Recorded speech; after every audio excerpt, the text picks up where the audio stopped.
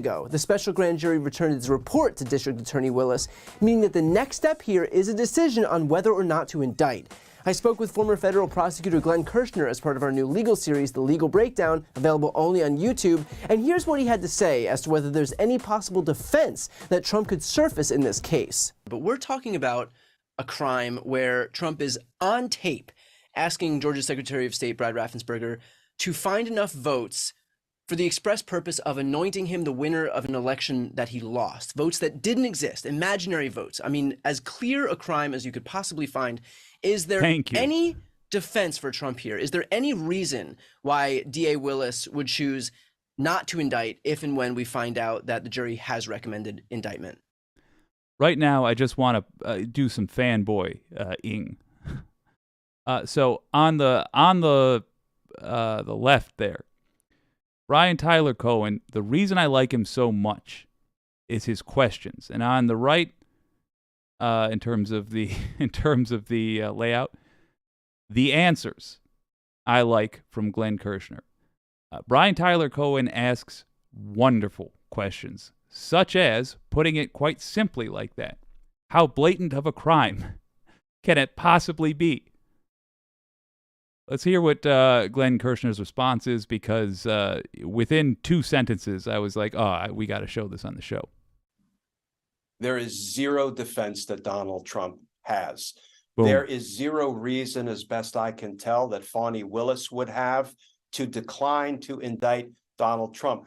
Brian, when I had the good fortune of trying cases, including RICO cases, in which I had wiretap evidence, I called it a press play trial. I pressed play on the old, cassette recording machine, tells you how old I am. And you would hear the defendant, who was sitting across the courtroom from the jury, committing the crime on tape, on a recording. That's what we have from Donald Trump's just find me 11,780 votes and corruptly declare me the winner. And he threatened Brad Raffensperger that in substance, yes, you could be prosecuted if you don't do that. I mean, talk about a gross abuse of power on top of the Georgia state election crimes Donald Trump was committing. It's really got to be stressed that there were 2 crimes on that phone call alone. Just that phone call. 2 crimes. 1 being the election tampering, and 2 being threatening Brad Raffensperger. Separately, those are crimes. Yes, they were for the same goal of doing a coup, but each of those, in a just country, would result in prison time. Prison time. And we are in the process right now of finally finding out in the United States of America once and for all if it is even theoretically possible for a president to be imprisoned. If it's not, if they let Donald Trump off with some silly slap on the wrist, an official judgment that was wrong, but there is no real punishment, substantial punishment for it, we're going to have to redo our entire justice system. That should be the primary focus of our efforts until we are no longer in this position. Let's hear what Glenn Kirshner has yet to say. There is zero chance he won't be indicted in my book. There is zero chance, almost zero chance, he won't be convicted. I think the biggest question is, upon conviction, does Donald Trump land in prison, or do they give him some sort of a pass by putting him on home detention? And of course, yeah, the home detention would be what I would think would be ordered. And we should be in between the conviction and the sentencing. We have to prepare right now. Get your energy ready right now. Prepare to protest. Prepare to be in the streets demanding a real punishment. I suppose it's not a protest because we wouldn't be protesting something that hasn't happened yet. But make it real clear to the judge who's watching the media that we demand actual justice and no more of this rich man's justice. No more. Of course, that's in addition to the special counsel Jack Smith's ongoing investigation into both January 6th insurrection and the stolen documents case at Mar-a-Lago. Now, as far as January 6th goes, it looks like the investigation is ramping up, considering the latest move by Jack Smith was to issue a subpoena for Mike Pence, who was Trump's own vice president. And if there was any doubt about the extent to which issuing a subpoena to Mike Pence could hurt Trump, here again is Glenn Kirshner in one of our most recent episodes discussing the principal way in which this could be used against Donald Trump. Mike Pence has been subpoenaed by Jack Smith, the special counsel overseeing the January 6th investigation. Now, in what way could this be most damaging to Trump? Like, what information could Jack Smith seek that could hurt Trump the most? So one thing that we know is that Donald Trump waged a relentless pressure campaign against Mike Pence. Primarily, what he was trying to accomplish was he was trying to convince Mike Pence to violate the law, the Electoral Count Act, to refuse to certify Joe Biden's win as at least a step on the road to having Donald Trump installed corruptly for a second term. So he was urging Mike Pence to break a law. And when you urge a government official to violate a federal law, you are involved in criminal activity yourself. It is an attempt to violate the law. Every crime that's on the books also has a crime attached to it, attempt to commit that crime. That's just one example. But because Jack Smith is now as close as he can get to the president, the vice president has been served a grand jury subpoena to testify in the criminal investigation into Donald Trump's responsibility for the insurrection. This is actually a pretty big deal. And it feels like this may be the last stop on the road to a Trump indictment. And finally, on the Mar-a-Lago. Okay, so I do want to jump in there on one issue. So, I don't have a lot of faith in the American justice system when it comes to actually taking this seriously. The playbook since Nixon has been to try to, like, the proper thing to do, according to the people who run our justice system, retire and then become teachers, college instructors that teach the next generation. The playbook has been, and they don't say this literally, but it's been essentially to go after everybody but the rich. Go after everybody but the powerful. And if the rich and powerful do something wrong, then go after them publicly, and in terms of actual action that you take, do as little as possible. Now, there's different ways of having this phrased. Let's take Nixon, for example. That's when the Department of Justice put in a policy that they would not indict a sitting president. It's a wild thing to decide is going to be your department's policy. Let's exaggerate that and say that the president takes out a meat cleaver from the White House kitchen and just starts hacking up staff left and right. And when he runs out of staff, he runs out into the street covered in blood and just hacking up citizens left and right.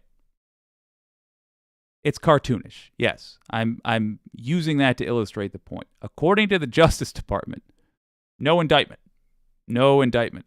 What must happen, according to the Justice Department, is Congress has to get together and invoke the 25th Amendment. And then, only then, after he's been booted out of office because of the 25th Amendment, only then can the Justice Department act.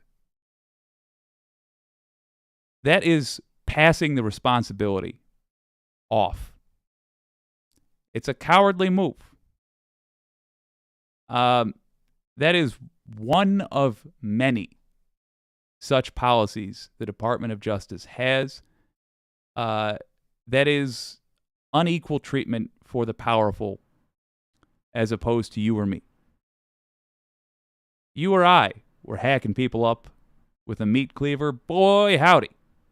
We're going straight to jail, from jail to trial, then straight to prison. That's what's going to happen. We need that for everyone in our government. We need genuine consequences. And if the Department of Justice is forced, because of a preponderance of public evidence, like we have had, to act, it's going to be on us to counteract that poisonous culture and insist that the punishments actually reflect the crime. Let's let Brian Tyler Cohen finish up. A documents case, while Republicans fall over themselves trying to create this false equivalency between Biden and Trump, just remember, in Biden's case, documents were discovered by Joe Biden's team, which then immediately called the National Archives to return those documents, as well as volunteering to have the sweep of his home and office in the event that more documents were found. In Trump, and credit where it's due, same for Mike Pence. He did the exact same thing. Mike Pence handled that correctly. In Trump's case, the National Archives had requested hundreds of classified documents for well over a year. Trump refused, had his lawyers sign false attestations that they were returned, eventually warranted a federal magistrate to issue a search warrant, which was executed by the FBI, and literally found exactly what they were looking for, only for Trump to then issue contradictory excuses, like the fact that he issued blanket declassifications, which he didn't, and also that the documents, which were apparently just declassified, were also planted by the FBI. So yeah, for those of you out there still thinking that these situations are in any way analogous, you may just be living on a different planet. All of which is to say that Trump does not have a lot to look forward to on the legal front, which is why, by the way, he was so quick to announce his presidential campaign. He knows that if he can make himself a candidate for office, then he'll be able to malign any investigations as a partisan witch hunt to hurt his chances of winning.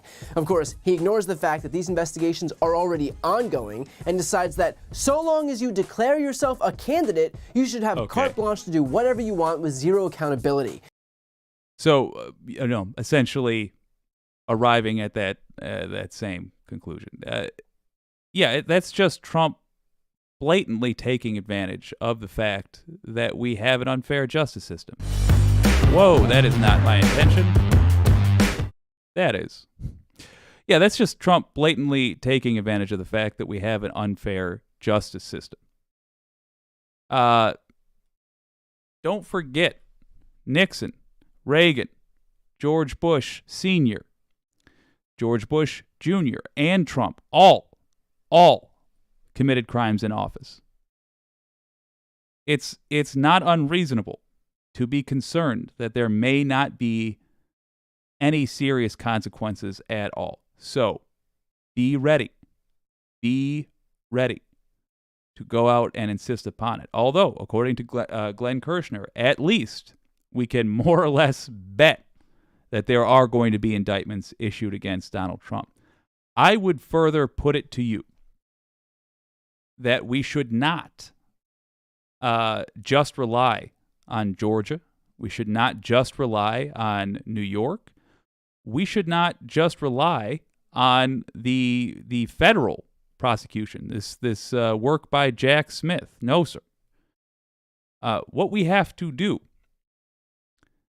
is make sure that every one of Trump's crimes are investigated, and everyone who helped him commit these crimes is investigated. Where else did he commit crimes? Right here. These are all states that can pursue individual state charges. And by the way, this is by no means a comprehensive list. This is just based off of public knowledge, at least according to the January 6th committee. Arizona, Georgia, Michigan, New Mexico, Nevada, Pennsylvania, and Wisconsin. There's 2 green check marks up there. Let's get 5 more.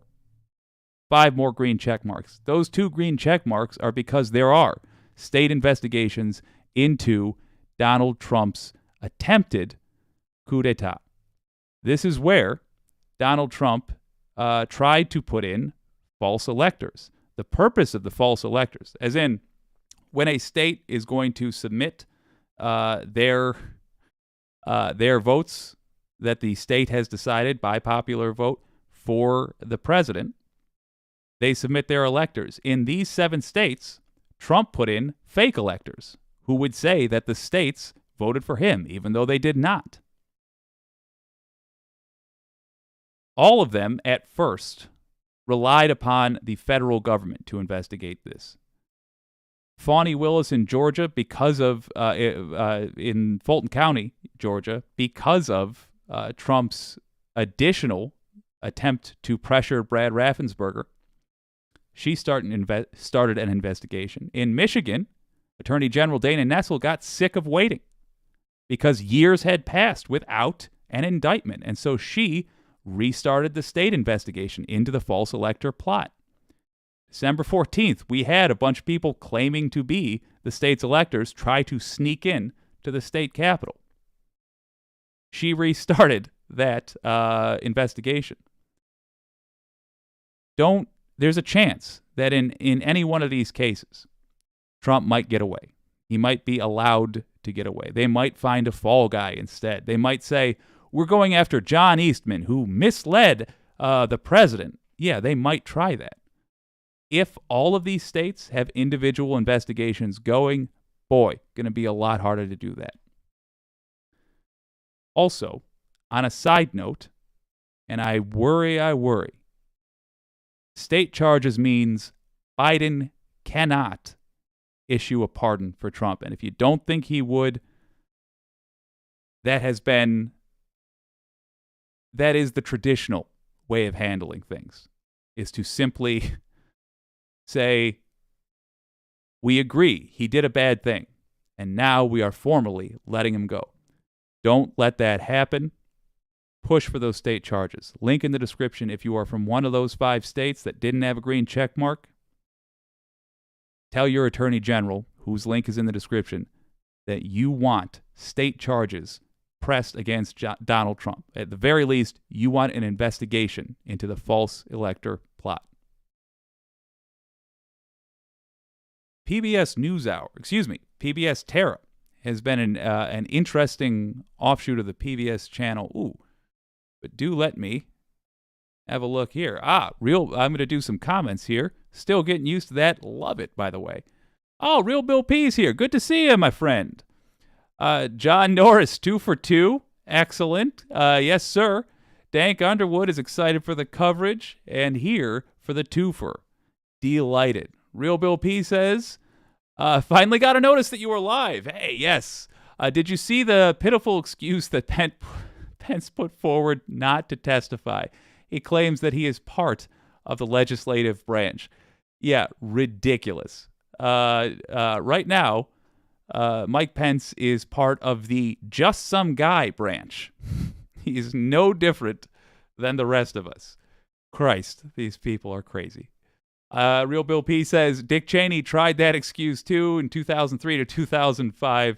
The court put that down quickly. Yeah. I don't even know why Pence is resisting testifying at this point, but it's fruitless. Like, in terms of actually not testifying, I'm sure there's a political reasoning he has, but there's just no way he's going to get out of testifying, because if he does, it will establish that participation in the judicial system is optional.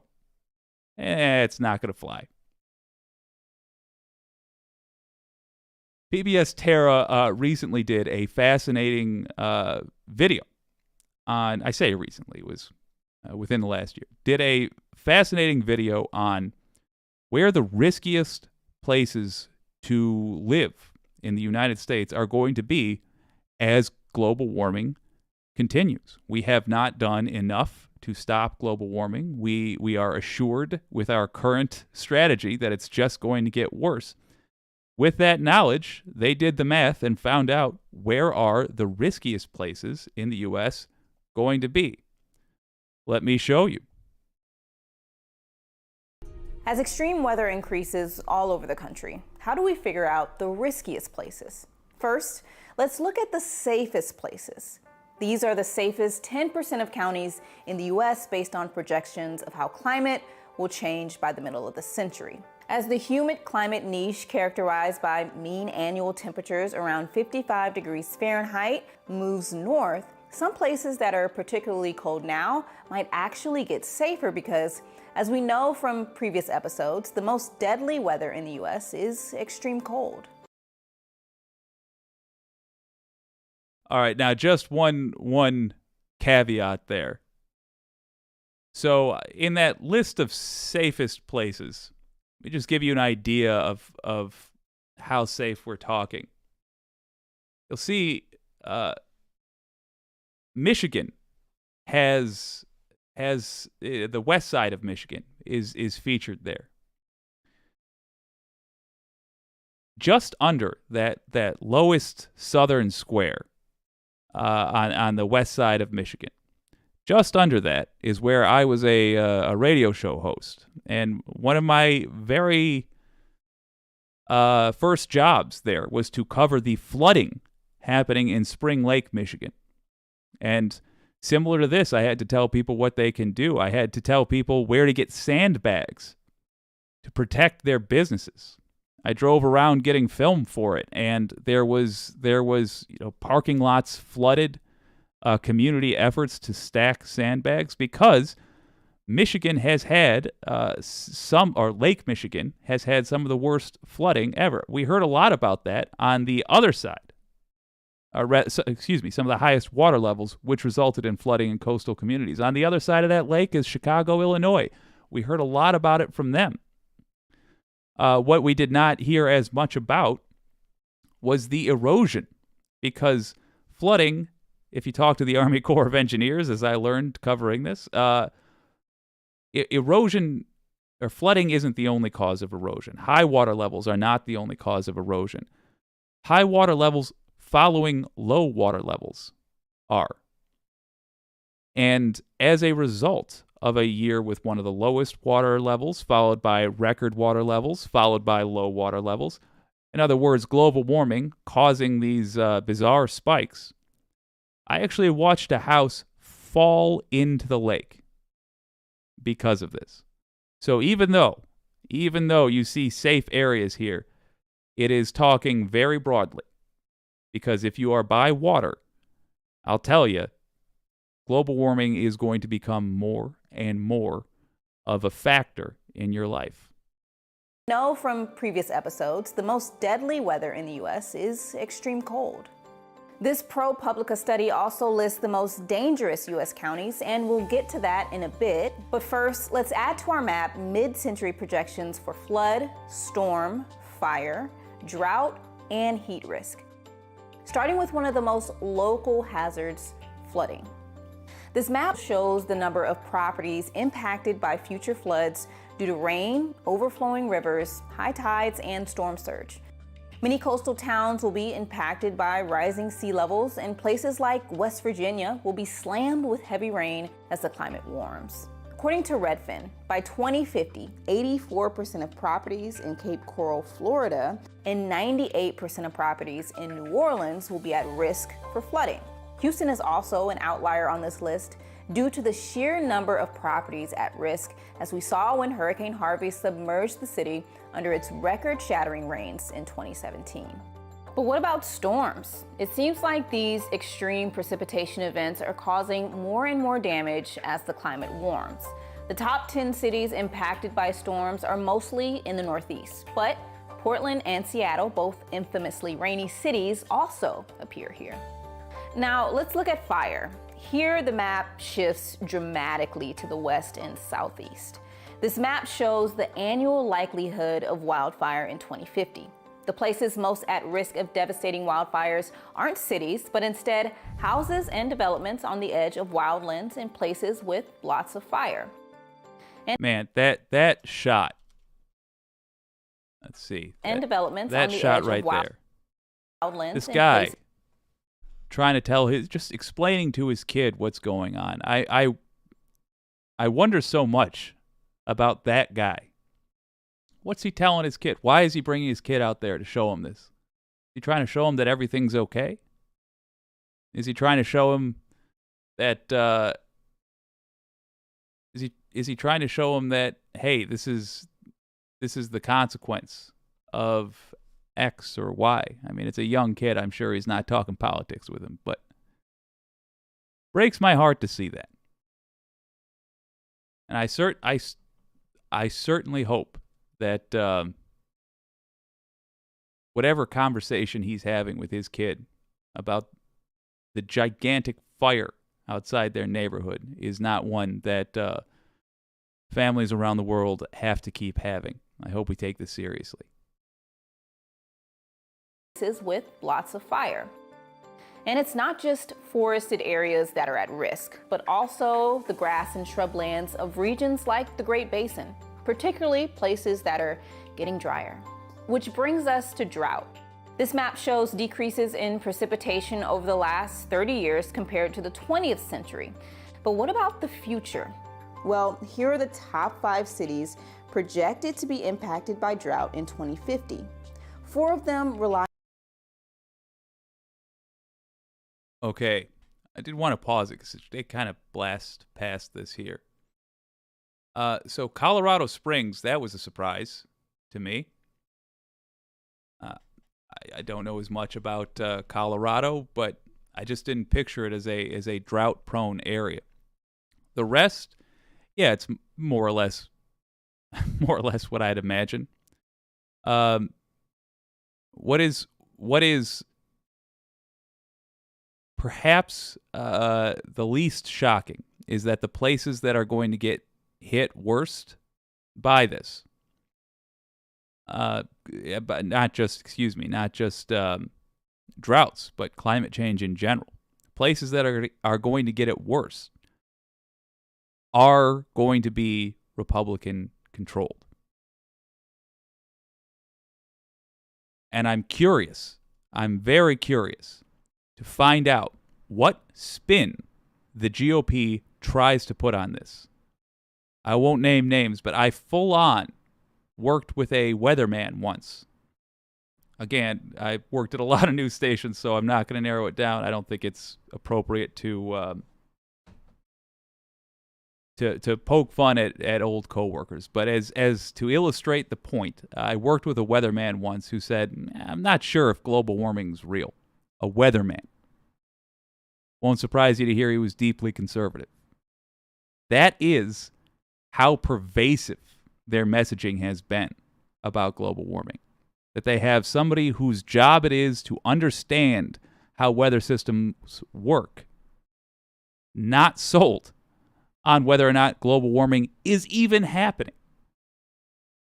So I'm going to be very curious to see how Republicans in their areas where they are most often voted for, how they try to pitch, if the party even still exists, what is happening to their people. On water from the Colorado River, which is already in a decades-long drought, and large water use cuts in the basin are inevitable. Lastly, let's look at the second most common cause of weather-related deaths in the U.S., heat. This map shows projected days over 100 degrees in 2053. Oh man, Florida, Texas, and Arizona are looking pretty toasty.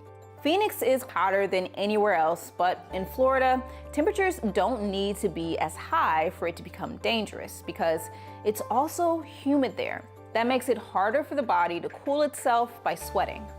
If we take a look at the combined risk of all these climate impacts, we start to see how different regions will fare. And the Southeast will pretty clearly bear the brunt of climate change. And now let's add back in the data we looked at earlier, but this time for the riskiest 10% of counties. At this point, we're beginning to get a clearer picture of some places you might want to think twice about before moving. All right, so let's just hold it there for a moment. Actually, let's get my dome off the screen. Look at that. Look at where it is going to be the most dangerous to live because of global warming.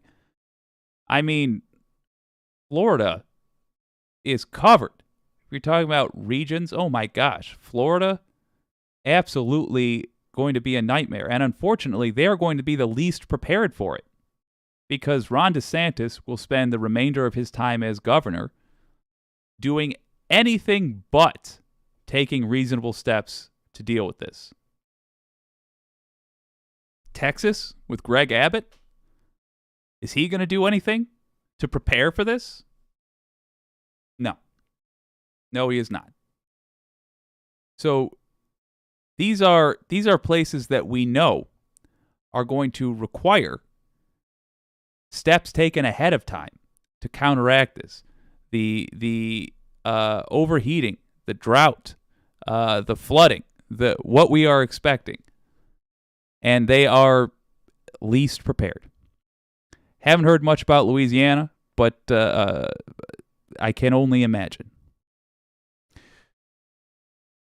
If you want to take steps to prevent this to prevent tragedy in America, show this to Republicans.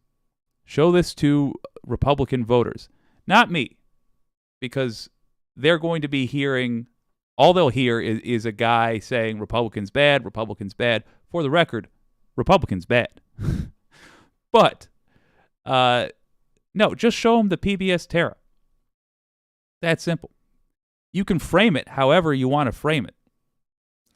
But, as in, for example, frame it as, look, don't buy property here. It's going to be terrible. Appeal to greed if you must. But ultimately, yeah, make them aware that this currently has real world consequences. Watching a house fall into a lake sure did it for me. If you've got someone in your life who's voting Republican, just show them that. And you can even ask them, what do you think Greg Abbott's doing for his people in Texas right now? Privatizing more power grids, maybe? Ridiculous. There's also something you can personally do to directly affect this. And it will be a drop in the bucket, but hey, you get enough drops, you fill the bucket. Give fossil fuel industries, including coal, including oil, give them less power. Give them less of your paycheck.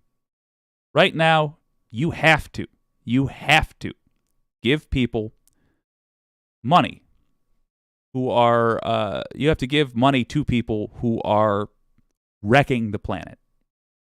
Because otherwise, you cannot drive. You cannot turn the lights on. But you can reduce how much of your money they get. If you have the means, install solar panels on your house.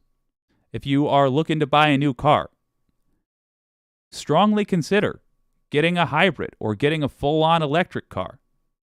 I would, in terms of practicality, just right now, I would recommend a hybrid because you are then able to take a long road trip if you want. In fact, we had a viewer point this out. You're able to take a long road trip if you want, but for your daily driving, for your small trips where the majority of the gasoline would be literally burned, you can simply rely on the car's battery. It's also much cheaper. In the long run, it's a better financial decision for you, and the government will help you buy your vehicle. I have a link in the description listing tax credits. If you buy a car that was made in 2022 or before, or if you buy a car, or rather, if you bought a car in 2022, you want to get a little money for it. It was an electric vehicle. Great. Click on the link. If you buy a car now and onward, there's a link for that as well, 2023 and on. The reason for the two links is that the laws changed slightly, but the end result is the same. You get a tax credit for buying an electric vehicle. So save yourself a little bit of money and do what the governors of the states most affected by global warming will not do. Help their people out. Reduce the hurt that is going to be brought upon these people. Real Bill P says, when I taught at VA Tech, I worked alongside the NWS office. They have been concerned for decades. Ooh. Sociology professors are including the climate crisis in the curriculum. Yeah, that's probably a good idea on their part. At a minimum, we should be preparing the next generation of leaders and industry participants for what to expect. It's going to get harsh. Surreal Edifice, I love that name. Surreal Edifice says they will dismiss this as fake news. Yeah, they will. They will.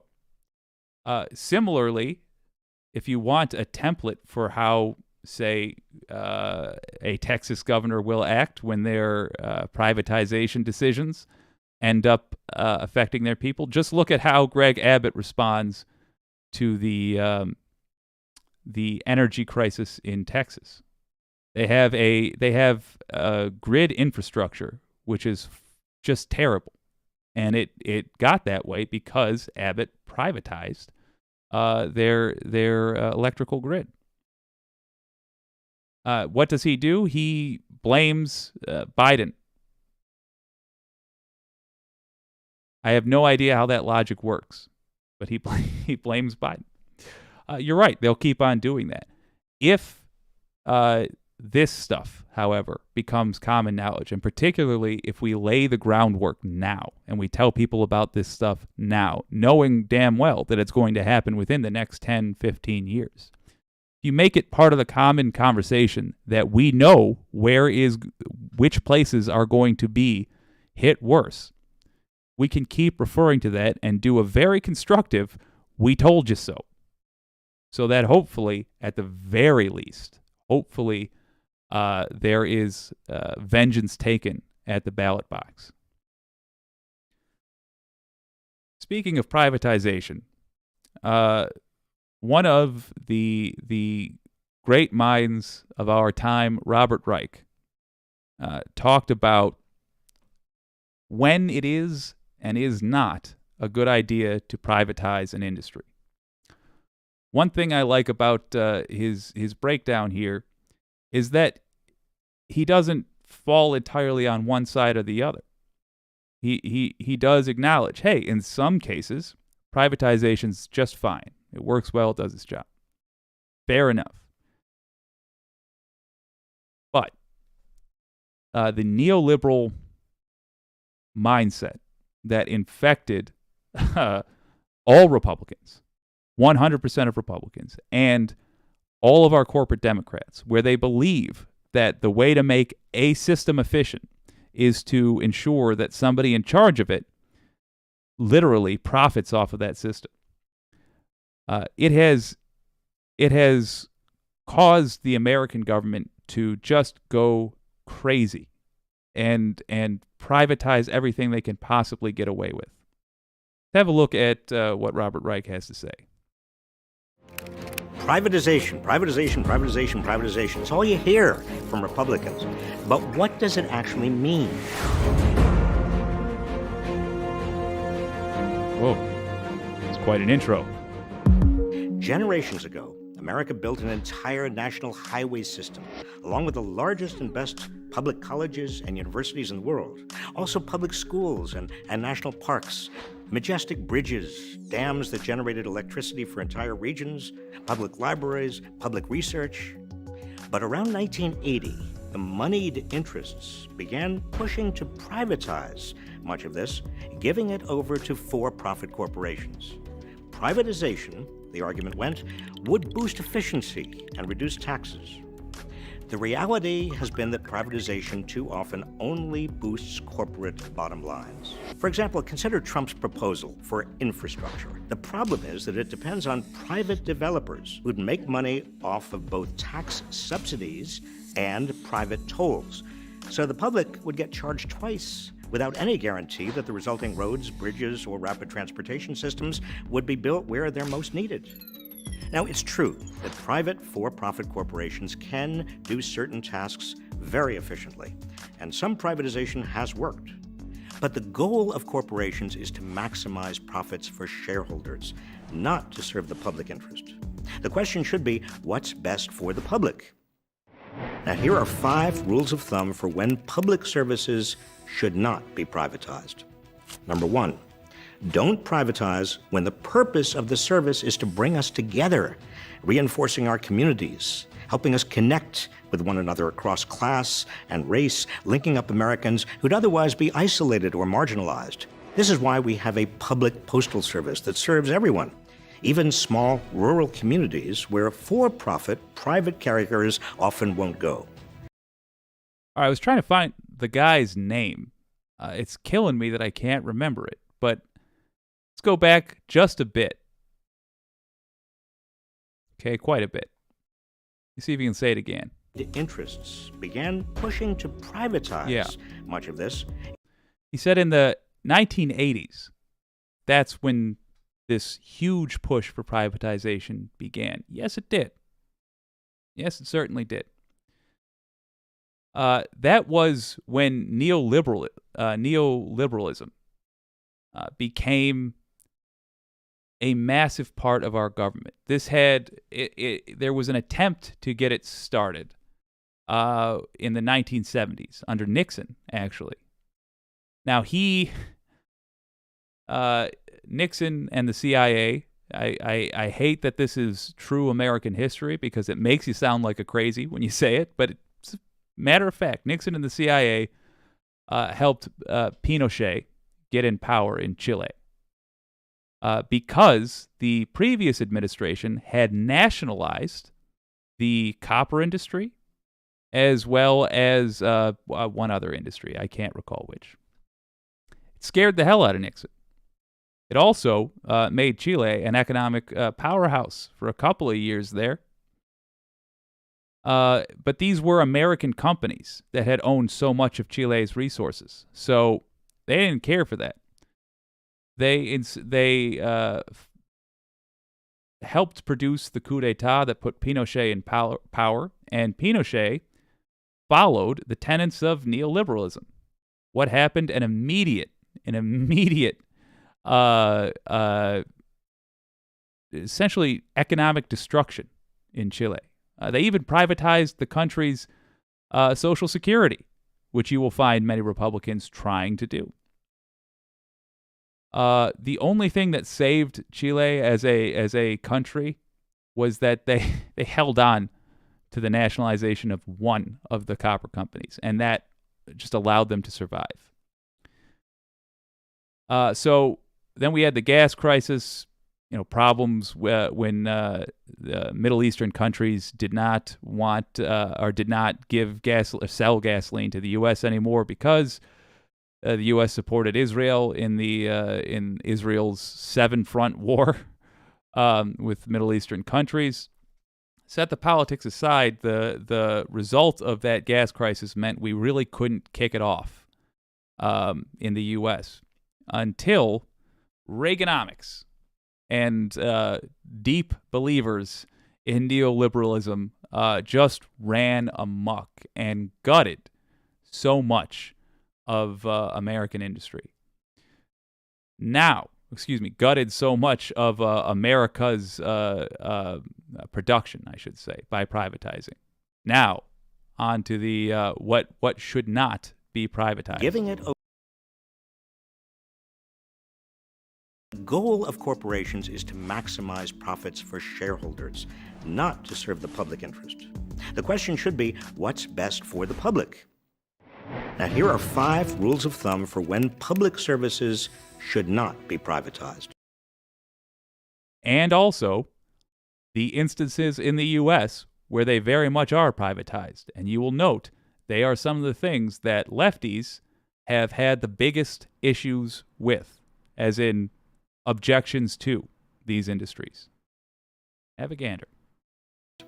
Number 1, don't privatize when the purpose of the service is to bring us together, reinforcing our communities, helping us connect with one another across class and race, linking up Americans who'd otherwise be isolated or marginalized. This is why we have a public postal service that serves everyone, even small rural communities where for-profit private carriers often won't go.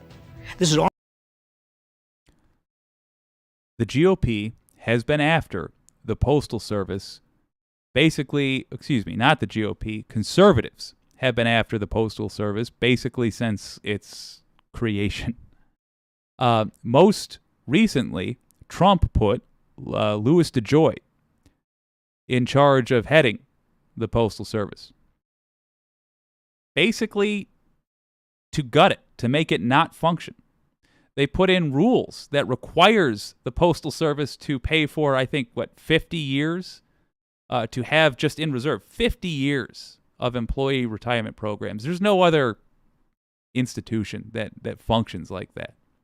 The goal is simply to make it fail.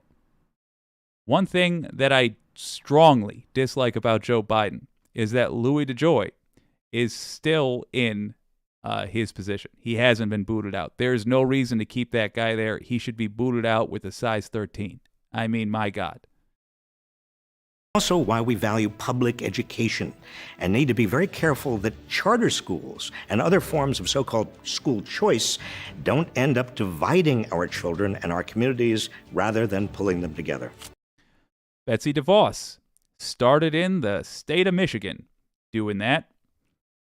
She was a big proponent of taking money from public schools and giving them in the form of tax breaks, I believe, to parents if they put their children in a charter school. It's a great way to ensure that the community wherein you live doesn't get funding for its schools. It's a great way to ensure that rich parents can grab their kids and say, you're not going to hang out with those filthy poor kids. You're going to get a proper education. And a great way to ensure that the poor kids don't get a proper education. Absolutely shameful. DeVos and her multiple yachts should be just booed everywhere she goes. Literally. She walks in a door, she shouldn't even register the word boo anymore. You ever live by a highway and you stop hearing the whoosh of traffic until somebody reminds you that it's there? That should be Betsy DeVos's whole life from this point forward, except with the word boo. Boo, Betsy DeVos, boo. By the way, her brother Eric Prince is a private military guy. I wonder if that'll turn up in here.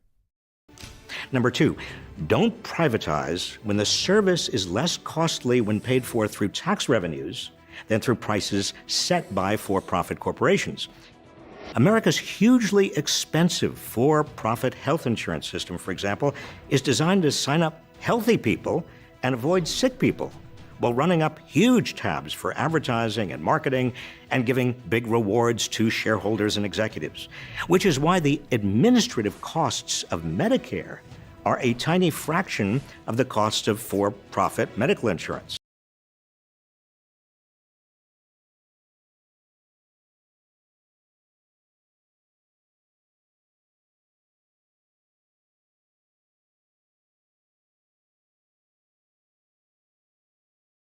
Look at that. Now, that's because you're not paying a bunch of people to advertise the products.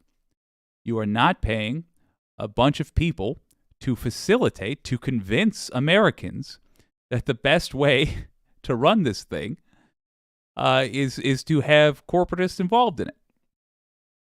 Massive change in the administrative costs. And that doesn't even scratch the surface of the savings that American people would get if we had Medicare for all. We should absolutely, it shouldn't even be a question at this point. We should absolutely nationalize the health care industry in the United States. To give you an idea,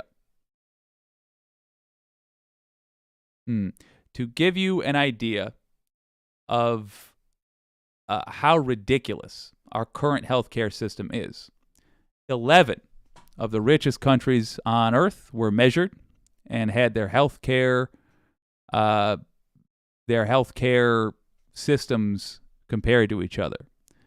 The U.S. came in 11th in all categories but one. And the category we did not come in last in is what happens to somebody once they're already in it. What is their quality of treatment once they've already gotten over that barrier of even being able to use it? And we didn't come in first either. The U.S. has an absolutely embarrassing healthcare industry. Oh, that's foreboding. And we should be embarrassed by it. I certainly am. It should not be a question at this point any longer whether or not we should nationalize our healthcare industry. The only question we should be asking, the only debate that should be had on the political stage is whose country's model should we follow? My pitch is Norway because they came in, they got top marks in that survey. But you know what? Canada's isn't bad either. There's a lot to be said for all of these. The only one we know we definitely shouldn't have is our current system. And here's Robert Reich breaking down why. Another way to put this is simply that if you agree that everybody needs the service, everybody requires it, then you've got to stop having the debate over whether or not it should be privatized. The answer is no. If we know everyone needs it, then it must be nationalized, because then we can all agree like reasonable people how it can be distributed, which should mean everybody is able to use it. And why we need Medicare for all. Boom. Number 3, don't privatize when the people who are supposed to get the service have no power to complain when services are poor. This is why for-profit prison corporations have proven again and again to violate the constitutional rights of prisoners, and why for-profit detention centers for refugee children at the border pose such grave risks. Number 4, don't privatize when those who are getting the service have no way to know they're receiving poor quality. The marketers of for-profit colleges, for example, have every incentive to exploit young people and their parents because the value of the degrees they are offering can't easily be known, which is why nonprofit colleges and universities have proven far more trustworthy. Trump University, as an example. Yeah, for-profit colleges are, I mean, we should, I will acknowledge that some have operated in a way that has been beneficial to their students. I still think they should be made illegal. It's like saying some drug dealers have been really helpful to their customers. I bet. You got enough of them, I bet some have been. But largely it's a problem. Shouldn't have any for-profit colleges. We should have, I feel, at a minimum, there must always be, at least in terms of colleges, there must always be a nationalized alternative. Even if you want to keep for-profit colleges, fine, but there must be a way that somebody with no money can have a reasonable crack at the American dream. That's supposed to be the point. So let him hit this last one here, and then we got some comments I'm anxious to read. Number 5, finally, don't privatize where for-profit corporations face insufficient competition to keep prices under control. Giant for-profit defense contractors with power over how contracts are awarded generate notorious cost overruns because they're accountable mainly to their shareholders, not to the public. In other words, for-profit corporations can do some things very well, including, especially, maximizing shareholder returns. But when the primary goal is to serve the public rather than shareholders, we need to be careful not to sacrifice the public interest to private profits. Big fan of that man right there. No notes, but plenty of additions. First of all, I can't believe I I understated how bad the treatment of the post office is. Surreal Edifice says 100 years of benefits in advance. They are funding retirements for people who have not been born yet. Yeah, wild. And a correction issued. Yes, it wasn't 50 years. It was 100 years. That's insane. That is an absolutely blatant attempt to just destroy the post office.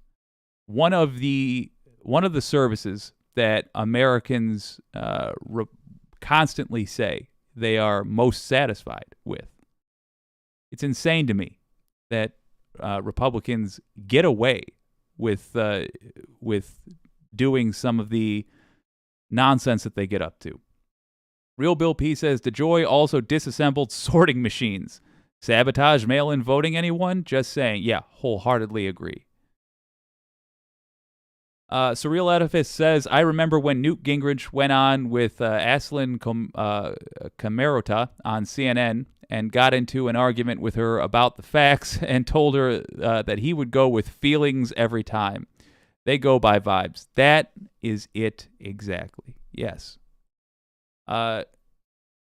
Republicans, their entire political party, I suppose, the career of every Republican is it's reliant upon their audience being either completely uninformed or misinformed. And then, at least up until 2015, they would get a guy that looks just like me and sounds just like me to get in front of a microphone and say some very reasonable sounding things that would result in harm being done to the United States. They'd say things like, we have to protect our country. And what they mean is we have to invade a country that hasn't picked a fight with us. Or they would mean they would say we have to ensure that the post office is run efficiently. And what they would mean is we have to try to sabotage this thing so that we can privatize it. That's what they would mean. But they would say very reasonable sounding things, and they would know that their voters were trained to only listen to Rush Limbaugh, to only watch Fox News, and to therefore not have any idea what was actually going on.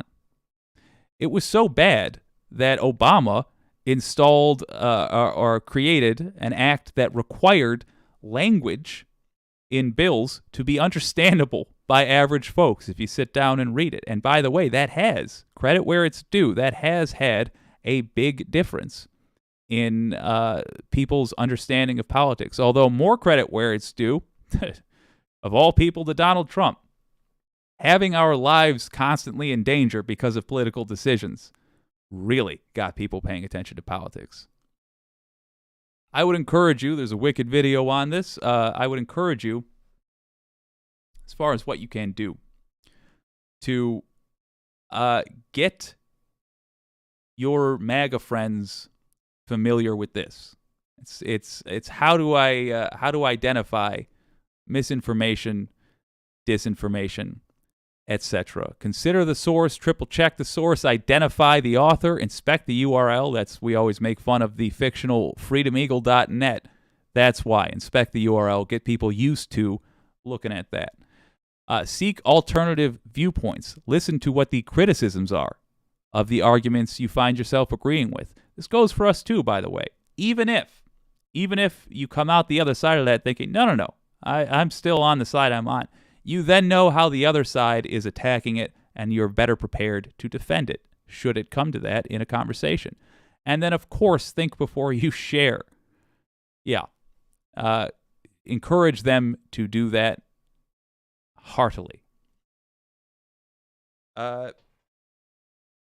So, with privatization, sum up Robert Reich here. to sum up Robert Reich, schools, healthcare, prisons, education, and the military. I mean, that's pretty straightforward.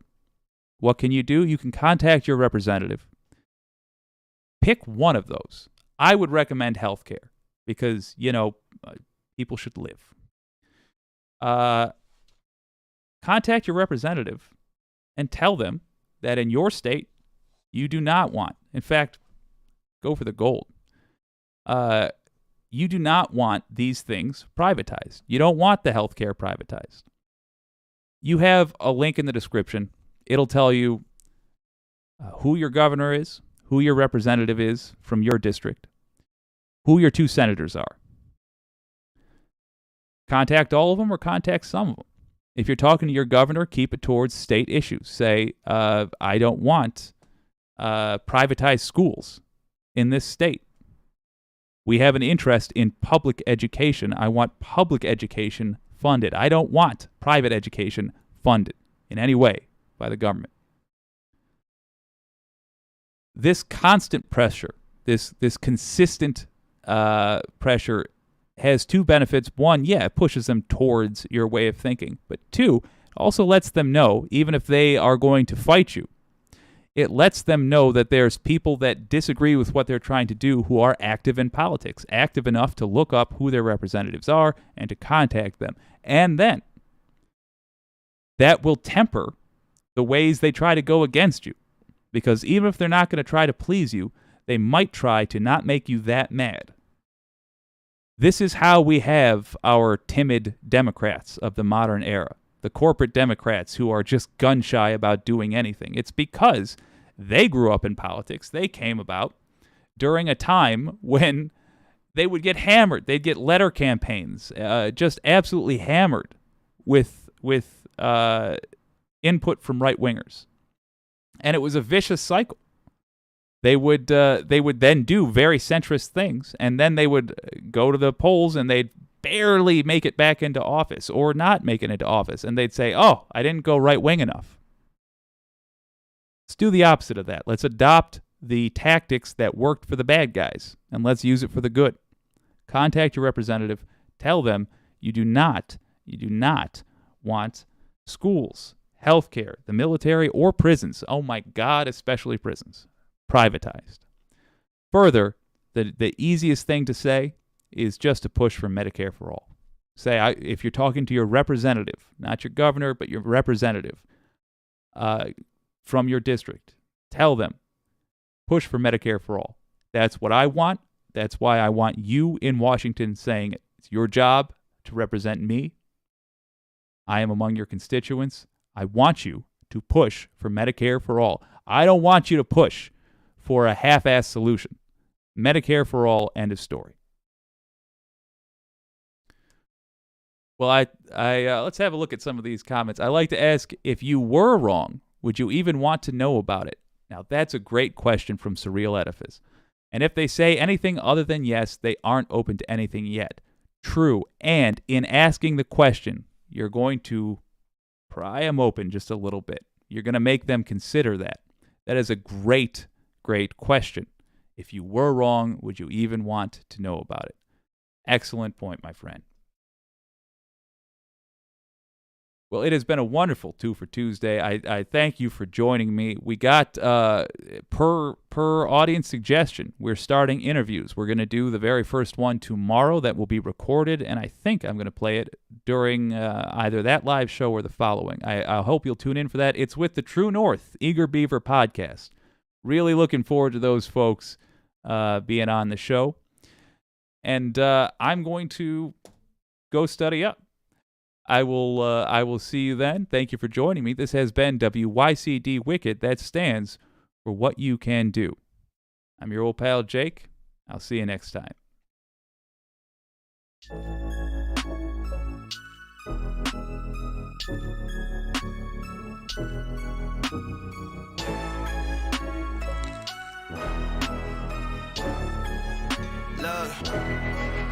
Love.